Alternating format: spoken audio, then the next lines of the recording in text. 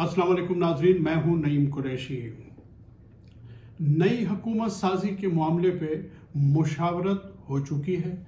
किसको क्या मिलेगा, कितना हिस्सा मिलेगा, किस तरह से काबीना में तमाम शेयर होल्डर्स को अकोमोडेट किया जाएगा, ये सारी बातें जो हैं तकरीबन हतमी मराहिल में दाखिल हो गई हैं। सबसे ज़्यादा दिलचस्प सूरत हाल क्या होगी? काबीना तो बनी जाएगी, लेकिन इस सारे मामले में दिलचस्प मामला क्या होगा वो ये है कि पाकिस्तान पीपल्स पार्टी के कुछ रहनुमा, कुछ MNAs, जिनमें जनाब आगा रफ़ीउल्लाह साहब, कादिर पटेल साहब और शाज़िया मरी साहिबा, मुस्तफ़ा नवाज़ खोकर साहब जो आज एक होटल में बुज़ुर्ग पर तशद्दुद करते हुए पाए गए, वो, और नदीम अफजल चंद जो अभी रिसेंटली पाकिस्तान पीपल्स पार्टी में वापस गए तहरीक इंसाफ से, ये सारे रहनुमा मुबैना तौर पे कहा जाता है कि पार्टी में बड़ा ज़ोर लगा रहे हैं, इसरार कर रहे हैं कि आसिफ अली जरदारी साहब को आइंदा मुल्क का सदर बनाया जाए। करीन क़यास ये है कि आरिफ अलवी साहब जो हैं वो भी सदर नहीं रहेंगे, तो जाहिर है कि एक नया सदर बनाया जाएगा। आसिफ जरदारी साहब को सदर बनने से एक फ़ायदा तो ये होगा कि जाहिर है कि उनकी पार्टी को फ़ायदा होगा। उनकी पार्टी का अगर सदर आ जाए, पाकिस्तान पीपल्स पार्टी का अगर कोई शख्स सदर बन जाएगा तो पार्टी को फ़ायदा है। दूसरा फ़ायदा जो है वो आसिफ अली जरदारी साहब को ज़ाती तौर पे होगा। सदर बनते ही उन्हें प्रेसिडेंशियल इम्यूनिटी हासिल हो जाएगी, यानी सदारती इस्तिस्ना मिल जाएगा। पाकिस्तान की कोई अदालत किसी नौइयत के मुकदमे में भी उन्हें तलब नहीं कर सकती। तो जितने भी उनके पुराने करप्शन के केसेस हैं, जब वो पहले भी 5 साल सदर रहे तो भी उन्हें इम्यूनिटी हासिल थी। उन 5 साल में वो आराम से बैठे रहे, कहीं भी उन्हें जाना नहीं पड़ा। और अब जब बीच में कुछ अर्सा गए, लेकिन अगर आइंदा सदर बन जाएंगे तो फिर उन्हें जाना नहीं पड़ेगा, वो आराम से बैठे रहेंगे। तो इस एतबार से पाकिस्तान पीपल्स पार्टी की जो निगाह है वो आसिफ जरदारी साहब की सदारत पे। लेकिन मसला ये है कि मुबैना तौर पे कहा जाता है कि नवाज शरीफ साहब जो हैं उन्होंने मौलाना फजलुर रहमान साहब से वादा किया हुआ है कि उन्हें सदर पाकिस्तान बनाया जाएगा अगर PDM की तहरीक के नतीजे में इमरान खान साहब चले गए। आज हम कह सकते हैं कि PDM की जो कोशिश है, जो तहरीक है, वो कामयाब हो गई है। तो इस बिना पे अब जाहिर है कि इस तहरीक में मौलाना फजलुर रहमान साहब ने बड़ा बुनियादी किस्म का किरदार अदा किया।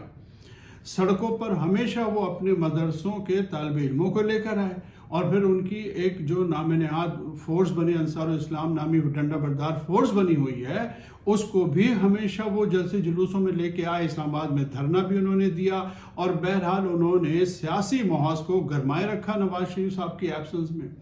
लिहाजा नवाज शरीफ साहब जो हैं बहरहाल वो इंडेप्टेड हैं, और सियासी तौर पे पहली बार ऐसा महसूस होता है कि नवाज शरीफ साहब जो हैं वो किसी के साथ अपना वादा निभाने में संजीदा हैं। तो अब मसला ये आ पड़ा है कि नवाज शरीफ साहब की ये ख्वाहिश है कि मौलाना फजलुर रहमान सदर बने, और इधर पीपल्स पार्टी ने भी अपने तकरीबन परतोल लिए हैं कि जरदारी साहब को सदर बनाया जाए। तो ये बड़ी दिलचस्प सूरत हाल है। कहा यह जा रहा है JUI के हलकों में कि वो मसनद सदारत से कम पर मानेंगे नहीं। तो फिर देखते हैं कि ये क्या सूरत हाल बनती है। अब जहाँ तक काबीना का ताल्लुक़ है, वो भी कमोबेश उसमें जो शेयरिंग है वो फाइनल हो गई है। मुस्लिम लीग नून को फौरी तौर पे जो काबीना बनाई जाएगी उसमें मुस्लिम लीग नून के 12 अरकान होंगे, और पाकिस्तान पीपल्स पार्टी के 7, और JUI यानी फजलुर रहमान साहब की पार्टी को 4 वजारतें मिलेंगी।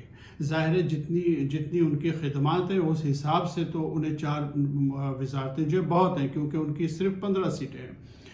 MQM को जो है इब्तदाई तौर पे तो जब इनका मुआहदा हो रहा था तो ये कह रहे थे कि इन्हें 3 वजारतें मिलेंगी, हो सकता है आगे चल के एक और मिल जाए, लेकिन फौरी तौर पे इन्हें जो है इनकी खिदमात का सिला 2 वजारतों की सूरत में दिया जाएगा।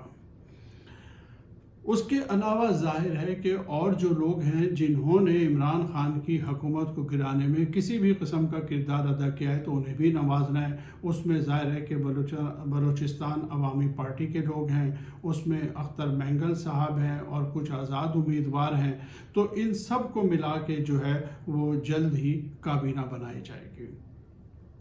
اب ایک دوسری اہم پوسٹ جو ہے وہ اسپیکر کی ہے، پاکستان پیپلز پارٹی کو وہ آفر کی گئی ہے۔ پیپلز پارٹی نے کم و بیش کہا جا رہا ہے کہ راجہ پرویز اشرف صاحب کا جو ہے وہ نام جو ہے فائنل کر لیا ہے۔ اس سے پہلے یوسف رضا گیلانی صاحب کا بھی نام آ رہا تھا، لیکن ابھی معلوم ہوا ہے کہ راجہ پرویز اشرف صاحب کا نام انہوں نے تقریباً فائنل کر لیا ہے۔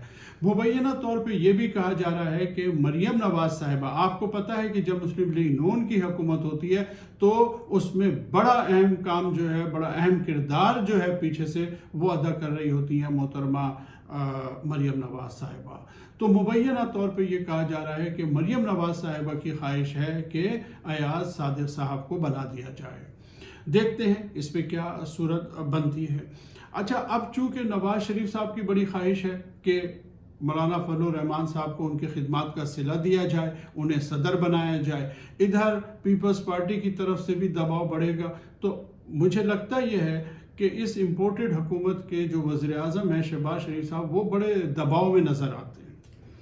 اچھا، دباؤ پہ مجھے یاد آیا کہ دباؤ پہ تو آج ہمارے مفتیٰ اسماعیل صاحب بھی بہت تھے۔ آج وہ ایک پریس کانفرنس کر رہے تھے، ان کے ساتھ سابق گورنر زبیر عمر بھی تشریف فرما تھے۔ تو مفتیٰ اسماعیل صاحب جو ہیں وہ آج بڑے دباؤ میں نظر آئے۔ ہوتا یہ تھا کہ عمران صاحب کی حکومت کے دوران میں وہ جب بھی بولتے تھے تو بے تکان بول لیتے تھے، اور کچھ بھی بولنا ہوتا تھا اور کچھ بھی الزام لگانا ہوتا تھا، کوئی پرابلم نہیں تھی۔ لیکن آج جو ہے وہ بہت سنبھل کے پریس کانفرنس کی انہوں نے، لیکن اس کے باوجود بھی وہ ہر جگہ گڑبڑاتے تھے۔ سب سے پہلے تو یہ ہے کہ بیچارے انگریزی اور اردو کے چکر میں پھنس گئے، انہیں امپورٹ ایکسپورٹ کا اردو سمجھ نہیں آ رہا تھا، انہیں درآمد برآمد انہیں سمجھ نہیں آ رہا تھا، تو وہ بار بار پوچھ رہے تھے کہ یہ کیا ہے وہ کیا ہے۔ اسی دباؤ کے نتیجے میں انہوں نے ایک دو دفعہ فیگرز بھی غلط بول دی۔ دوسری بات یہ ہے کہ عمران خان کی حکومت پہ ایک الزام جو لگایا بار بار یو ٹرن کا، تو سب سے پہلا یو ٹرن جو ہے انہوں نے آج پہلے دن ہی لے لیا، اور وہ یہ تھا کہ شہباز شریف صاحب نے جن تنخواہوں کے بڑھانے کا اعلان کیا تھا، اب اس فیصلے کو واپس لے لیا گیا۔ انہوں نے زور دیا تھا قومی اسمبلی میں اپنی تقریر کے دوران کہ یہ سب کچھ جو ہے یہ 1 اپریل سے ہوگا، لیکن آج مفتیٰ اسماعیل صاحب نے فرمایا کہ اب یہ فیصلہ بجٹ کے بعد ہوگا، ابھی فوری طور پہ تنخواہیں بڑھانے کی پوزیشن میں نہیں ہیں۔ دوسری بات یہ ہے کہ آج بڑی دلچسپ بات یہ ہوئی کہ انہوں نے یہ بھی فرما دیا کہ مہنگائی پر فوری طور پہ قابو پانا بہت مشکل ہے۔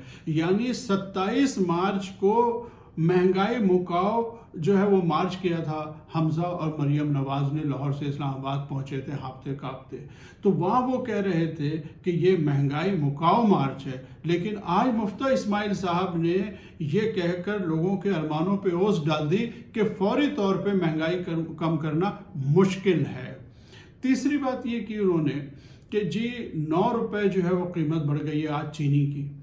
معاملہ یہ ہے کہ حقیقت تو یہ ہے کہ اصل شوگر مافیا جو ہے وہ اصل شوگر مافیا کے جو وارث ہیں وہ اب پاکستان کے وارث بن گئے، وہ اب پاکستان میں آ گئے، تو 9 روپے قیمت بڑھ گئی ہے۔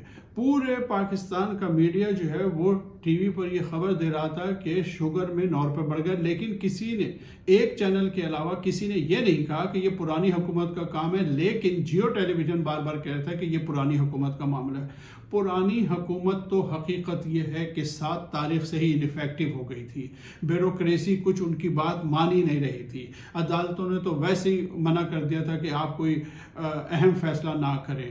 تو آج جو ہے جب 9 روپے بڑھ گئے تو اس کا الزام پرانی حکومت لگا دیا، گویا یہ وہ تمام الزامات جو عمران خان صاحب پہ لگا رہے تھے وہ آج یہ سارے کام خود ہی کر رہے تھے۔ ایک نکتہ یہ ہوا کہ نیب میں آج نیب کا ایک ملازم جو ہے وہ ان کی اپنے کیسز کی فائلیں، یعنی آج جو لوگ حکمراں ہیں ان کی فائلیں چوری کرتا ہوا پکڑا گیا، اسے گرفتار کر لیا گیا ہے، وہ انہی کا ریکارڈ جو ہے وہ چوری کر کے لے جا رہا تھا۔ اب دیکھیے یہ بات تو روز روشن کی طرح آیا تھی کہ جب یہ لوگ حکومت میں آئیں گے تو 2-3 کام تو انہوں نے سب سے پہلے کرنے ہیں. ایک تو یہ ہے کہ EVM یعنی الیکٹرانک ووٹنگ مشین کا جو ہے وہ معاملہ ختم کریں گے. اوورسیز پاکستانیوں کے ووٹنگ کا حق جو ہے وہ ختم کریں گے. تیسرا یہ ہے کہ نیب کو ختم کریں گے. کم و بیش 10 سے 20، میں ایگزیکٹ فگر نہیں کہتا، لیکن 10 سے 20 مرتبہ شاہد خاقان عباسی صاحب جو ہیں وہ اپنے انٹرویوز میں 2 ٹوک لفظوں میں کہہ چکے ہیں کہ ہم نیب کو ختم کر دیں گے. وہ تو اس بات کے بڑے خواہش مند ہیں. انہوں نے کہا تھا کہ نیب کے چیئرمین نے میرے گریبان پہ ہاتھ ڈالا، میں اس کے گریبان پہ ہاتھ ڈالوں گا. تو آج کل جو ہے وہ نیب کے چیئرمین کو ڈھونڈتے پھر رہے ہیں شاہد خاقان عباسی. کسی دن بھی آپ خبر سن لیں گے کہ شاہد خاقان عباسی نے چیئرمین نیب کے گریبان پہ ہاتھ ڈال دیا. اسی طرح آج جو ہے خاص طور سے ٹیلی ویژن پہ میں نے دیکھا کہ خاقان عباسی صاحب جیو کے ہی پروگرام میں یہ کہہ رہے تھے کہ نیب اور پاکستان ایک ساتھ نہیں چل سکتے. میں آپ کو یاد دلانا چاہتا ہوں کہ یہ بلیغ جملہ کہ پاکستان اور نیب ایک ساتھ نہیں چل سکتے یہ سب سے پہلے آصف علی زرداری صاحب نے کہا تھا. تو اس حکومت کے عزائم تو ہم پر آج واضح ہو گئے ہیں کہ اس حکومت کے عزائم کیا ہیں، ان کے کیا مقاصد ہیں، اور دوسری بات یہ ہے کہ انہوں نے کیا کیا کرنا تھا، کیا کیا یہ دعوے کر رہے تھے، لیکن یہ ان دعووں پہ پورا اترنا بڑا مشکل ہوگا. دیکھیے آنے والے چند دنوں میں صورتحال کیا رخ اختیار کرتی ہے. آج آپ کو صرف یہ 2-3 خبریں دینے کا مقصد تھا. صورتحال دلچسپ ہے، دیکھیے آنے والے دنوں میں کیا ہوتا ہے. ناظرین آج تک کے لیے اتنا ہی. اگلی ویڈیو تک کے لیے اجازت دیجیے. اللہ حافظ.